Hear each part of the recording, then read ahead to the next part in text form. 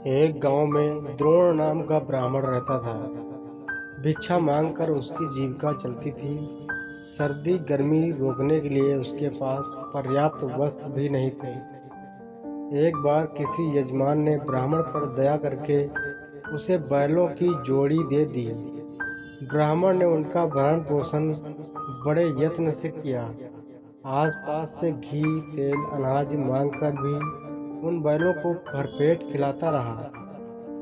इससे दोनों बैल खूब मोटे ताजे हो गए। उन्हें देखकर एक चोर के मन में लालच आ गया। उसने चोरी करके दोनों बैलों को भगा ले जाने का निश्चय कर लिया।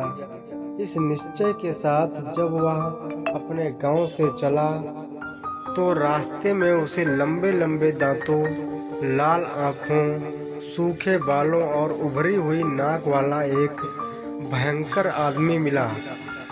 उसे देखकर चोर ने डरते डरते पूछा, तुम कौन हो? उस भयंकर आकृति वाले आदमी ने कहा, मैं ब्रह्म राक्षस हूँ। राक्षस ने कहा, तुम कौन हो? चोर ने कहा, मैं चोर हूँ। पास वाले ब्राह्मण के घर से बैलों की जोड़ी चुराने जा रहा हूँ।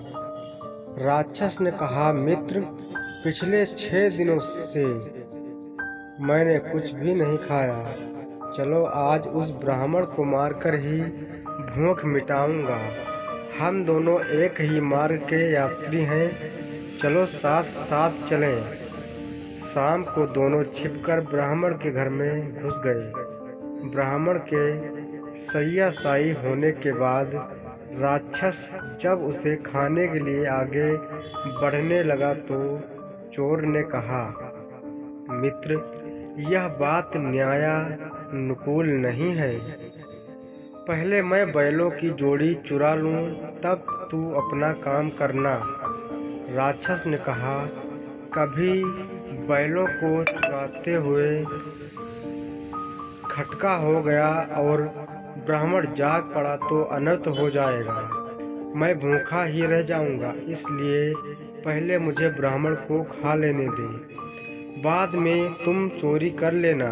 चोर ने उत्तर दिया, ब्राह्मण की हत्या करते हुए यदि ब्राह्मण बच गया और जागकर उसने रखवाली शुरू कर दी तो मैं चोरी नहीं कर सकूंगा, इसलिए पहले मुझे अपना काम कर लेने दे। दोनों में इस तरह की कहासुनी हो ही रही थी कि शोर सुनकर ब्राह्मण जाग उठा। उसे जागा हुआ देख चोर ने ब्राह्मण से कहा, ब्राह्मण, यह राक्षस तेरी जान लेने लगा था। मैंने इसके हाथ से तेरी रक्षा कर दी। राक्षस बोला, ब्राह्मण, यह चोर तेरे बैलों को चुराने आया था। मैंने तुझे बचा लिया। इस बातचीत में ब्राह्मण सावधान हो गया। लाठी उठाकर वह अपनी रक्षा के लिए तैयार हो गया।